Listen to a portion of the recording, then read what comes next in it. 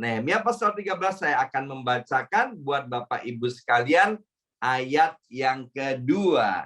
Nah, judul daripada di Alkitab kertas saya tulisannya adalah kesetiaan Nehemia kepada hukum, ya, atau kepada firman Tuhan. Demikian bunyi firman Tuhan dari ayat yang kedua Nehemia pasal 13. Karena mereka tidak menyongsong orang Israel dengan roti dan air, malah mengupah Bileam melawan orang Israel supaya dikutukinya. Tetapi Allah kami mengubah kutuk itu menjadi berkat. Ya, luar biasa. Jadi hal yang pertama kita bisa pelajari dari Nehemia pasal yang ke-13 bahwa Allah kita yaitu Yesus Kristus bisa mengubah kutuk itu menjadi berkat. Yang percaya dan setuju katakan. Amen. Ya. Jadi pada waktu itu Bapak Ibu sekalian orang-orang Amon dan orang-orang Moab, saudara, mereka tidak suka dengan orang-orang Israel. Sehingga sampai mereka membayar seorang nabi yang bernama Bileam untuk melawan orang Israel, untuk mengutuki orang Israel. Ternyata ada nabi-nabi ya yang orientasinya uang, ya, karena orientasinya uang, maka khotbahnya, maka doa-doanya semuanya bisa diatur demi apa? Demi uang. Uang untuk siapa? Uang untuk dirinya sendiri. Dan luar biasanya, Nabi Bileam berani untuk mengutuki orang-orang Israel. Dan kita tahu Bapak Ibu sekalian, bahwa orang-orang Israel adalah umat pilihan Tuhan. Dan setiap kita hari ini yang percaya kepada Yesus Kristus, kita juga disebut sebagai orang-orang Israel secara rohani. Dan kita yang percaya kepada Yesus, kita adalah keturunan Abraham. Dan Tuhan berkata bahwa barang siapa yang memberkati Abraham dan keturunannya, maka Tuhan akan memberkatinya juga. Maka itu Bapak Ibu sekalian, barang siapa yang memberkati setiap kita, ya, maka Tuhan yang akan membalas, yang akan memberkati orang-orang yang memberkati kita. Nah, kembali kepada Alkitab di sini, ya. Di dalam Nehemia tadi dikatakan bahwa Allah itu bisa mengubah kutuk menjadi berkat. Ya, banyak orang-orang yang ada di sekitar kita, ya, orang-orang yang tidak suka ketika kita diberkati, Bapak Ibu sekalian. Maka itu Yabes di dalam doanya dia minta bahwa Tuhan lindungilah aku, ya. Jadi kita semua membutuhkan perlindungan daripada Tuhan. Sebab kalau orang-orang di sekitar kita tidak suka, dia akan melepaskan kutuk dan sumpah serapah kepada kita, kepada pekerjaan kita, maupun kepada keturunan kita, kepada hidup kita, dan keluarga kita. Tetapi Bapak Ibu sekalian, kita nggak perlu khawatir dengan kutuk-kutuk yang dilepaskan kepada hidup kita. Sebab kalau kita percaya kepada Yesus Tuhan, Alkitab dengan jelas berkata bahwa Yesus yang tidak berdosa itu mati di atas kayu salib secara terkutuk. Mengapa Yesus rela mati di atas kayu salib secara terkutuk? Karena Yesus itu cinta kepada kita. Dan kematian di atas kayu salib terjadilah pertukaran di mana setiap kutuk-kutuk yang pernah dilepaskan kepada kita, kalau kita percaya kepada Tuhan Yesus, maka kutuk-kutuk itu dirubah menjadi berkat. Amin. Sebab bagi Allah itu gampang banget untuk merubah setiap kutuk menjadi berkat. Nah, di dalam kitab Amsal pasal 26 ayat yang kedua dikatakan kutuk tanpa alasan tidak akan kena, Jadi kutuk itu bisa kena kalau ada alasannya. Ya, jadi kalau ada alasannya yang jelas, maka kutuk itu akan kena. Jadi kalau kita ketemu kemudian di jalan raya atau di mana orang mengutuki kita, Bapak Ibu sekalian, jangan khawatir ya dengan kutuk-kutuk yang dilepaskan itu, asal kita menjaga hidup kita sedemikian rupa seperti Mazmur 91 tadi, hati kita melekat kepada Tuhan, maka Tuhan akan meluputkan kita dari segala sesuatu yang tidak baik. Ya, jadi kuncinya kita melekat kepada Tuhan. Saya waktu masih remaja, Bapak Ibu sekalian, saya ini nakalnya luar biasa. Ya, sampai satu kali mama saya yang sudah jadi orang Kristen, saya ini kan dari keluarga ateis, keluarga tidak kenal Tuhan, menyembah berhala. Dalam perjalanan hidup, maka mama saya sebagai seorang janda, dia bertobat menerima Yesus sebagai Tuhan dan juru selamat pribadinya. Sementara kami anak-anaknya belum ada yang menjadi orang percaya. Maka itu saya sering mengganggu mama saya ini. Sampai satu kali, saking marahnya, mama saya dia bangkit berdiri di dalam nangisnya. Ya, saya membuat mama saya sedih, saya membuat mama saya nangis. Dan dia bilang begini, "Nak, dengar nak, aku mau sumpahin kamu." Waduh, ya kan? Dasar saya nggak percaya sama Tuhan. Ya saya nggak takut dengan sumpah daripada mama saya. Dan dia bilang gini, "Mama doakan supaya kamu jadi," wah saya mau dengar nih, mau jadi kodok, jadi kecoa, atau jadi apa. Dan mama saya bilang, "Mama sumpahin kamu nak, kamu nanti jadi pendeta." Waduh, saya ketawa ngakak ya. Model begini, ya kan, mana mungkin jadi pendeta. Dan luar biasa Bapak Ibu sekalian ya, hari ini saya boleh menjadi pendeta karena sumpah serapah dan kutuk dari mama saya itu adalah kutuk yang alkitabiah ya. Maka itu Bapak Ibu ya, Bapak Ibu kalau kita marah nih, marah kepada anak kita ya kan, kutukilah anakmu dengan kutuk yang alkitabiah. Kutuknya gimana? Nah, papa mama doakan ya, kamu ini jadi orang yang takut akan Tuhan. Orang yang sukses dan berhasil. Tapi cinta akan Tuhan. Nah itu kan lebih keren. Ya kan? Jangan disumpahin anakmu jadi kecoa. Jadi yang lain-lainnya. Ya. Demikian juga kalau suamimu nakal. Ya kan? Katanya zaman ini ada suami-suami nakal. Ya. Istri yang marah kepada suaminya. Kutuki suamimu. Tapi kutuknya begini.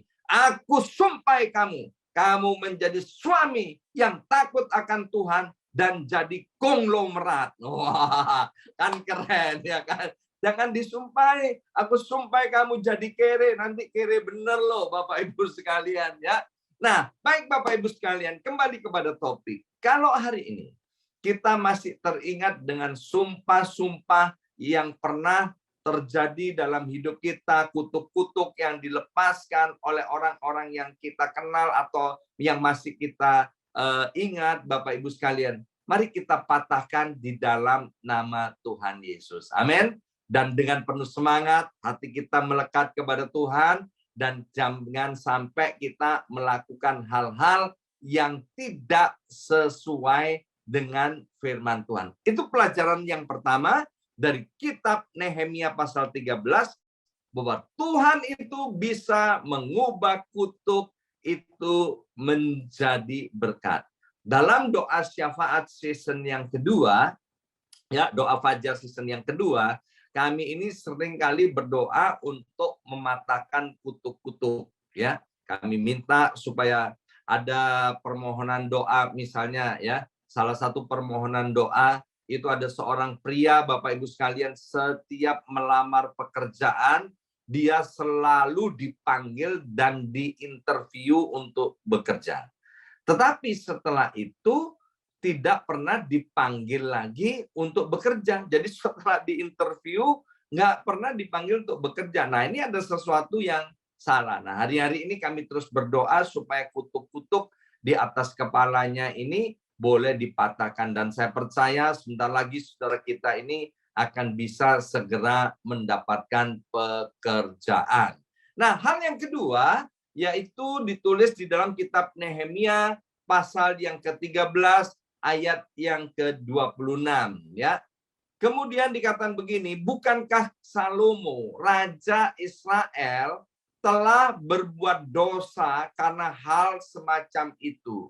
Walaupun di antara begitu banyak bangsa tidak ada seorang raja seperti dia yang dikasih Allahnya dan diangkat oleh Allah itu menjadi raja seluruh Israel, namun dia pun terbawa ke dalam dosa oleh perempuan-perempuan asing itu. Nah, pelajaran yang kedua dari kitab Nehemia pasal 13 ayat 26 jelas-jelas dikatakan bahwa Salomo itu dicintai dan dikasih oleh Tuhan sehingga dia boleh menjadi raja yang tersohor, penuh hikmatnya, terkenal, dan menjadi kaya raya. Tetapi Nehemia tidak sungkan-sungkan mengatakan bahwa Salomo itu telah berbuat dosa. Ya, maka itu hati-hati loh Bapak Ibu sekalian. Kita ini yang hari-hari ini saya percaya banyak yang mendapat berkat-berkat yang luar biasa Tuhan angkat, Tuhan promosikan di masa-masa pandemi ini ya. Mari Bapak Ibu sekalian hati-hati agar supaya hidup kita tetap konsisten untuk menjaga kekudusan, untuk tetap hidup berkenan di hadapan Tuhan ya. Jangan ulangi kesalahan yang pernah dibuat oleh Raja Salomo, di mana setelah sukses, setelah berhasil menjadi raja yang dikagumi, yang tersohor, dia jatuh di dalam dosa. Ingat ya, dosa itu sedang mengintip ya di mana-mana Bapak Ibu sekalian untuk mencari celah agar bisa masuk dan menjatuhkan orang-orang yang percaya. Maka itu jangan sampai beri kesempatan kepada dosa atau setan atau iblis itu untuk menjatuhkan kita. Kita jaga sedemikian rupa secara sengaja, ya, secara sengaja dengan kemauan yang kuat untuk kita tetap hidup di dalam kebenaran. Sebab Bapak Ibu sekalian, ya, kenikmatan karena berbuat dosa itu tidak seberapa dibandingkan kenikmatan karena kita hidup di dalam kebenaran. Ya, yang kedua, penderitaan karena berbuat kebenaran tidak seberapa dibandingkan penderitaan yang akan diterima karena kita berbuat dosa. Maka itu Bapak Ibu sekalian, mari melalui kitab Nehemia pasal 13 ayat yang kedua, ayat yang ke-26 ini, kita semua berkomitmen ambil keputusan untuk terus hidup benar dan berkenan di hadapan Tuhan. Dan bagian yang ketiga, yaitu Nehemia pasal 13 ayat 31b. Dikatakan begini, ya Allahku, ingatlah kepadaku demi kesejahteraanku. Wah, luar biasa, ya kan? Nehemia berani bilang kepada Tuhan, Tuhan, ingat aku Tuhan, ya. Dan kita tahu apa yang kita perlu ingat daripada Nehemia, yaitu Nehemia itu bisa menjaga hidupnya sedemikian untuk tetap mencintai Tuhan. Ya, Nehemia mau bilang begini, Tuhan, ingat loh sama aku ini cinta akan Tuhan, ya. Ingat loh Tuhan sama aku bahwa aku ini adalah orang yang jujur, yang aku mengatakan iya di atas iya dan tidak di atas tidak. Tuhan, ingatlah aku bahwa hidupku ini tidak bercela. Tuhan, Ingatlah aku bahwa aku ini orang yang suka berdoa. Ya, kita udah belajar dari kitab Nehemia pasal pertama, kedua, sampai sekarang Nehemia pasal 13. Salah satu kekuatan daripada Nehemia adalah suka berdoa, ya. Jadi Bapak Ibu sekalian, melalui Nehemia pasal 13 kita bisa mengingatkan Tuhan. Ingat loh sama aku tiap hari ikut doa fajar 1 jam saja di gereja BMC New York. Tuhan, ingatlah aku ya, supaya aku ini tetap mengalami kesejahteraan seperti yang ditulis di dalam Alkitab ini. Kita boleh melakukannya, ya. Yang penting bagaimana kita menjaga hidup kita supaya tetap berkenan di hadapan Tuhan. Dan saya percaya kita akan tinggalkan tahun 2021 dengan kepala yang tegak. Kita akan tinggalkan tahun 2021 dengan membawa berkat yang tidak diduga-duga di tahun 2021. Dan kita akan memasuki tahun yang akan datang itu bersama-sama dengan Tuhan. Dan kita akan lebih diberkati lagi di tahun 2022. Amin. Mari kita berdoa. Materaikan setiap benih kebenaran firman Tuhan, ya Aba, ya Bapa.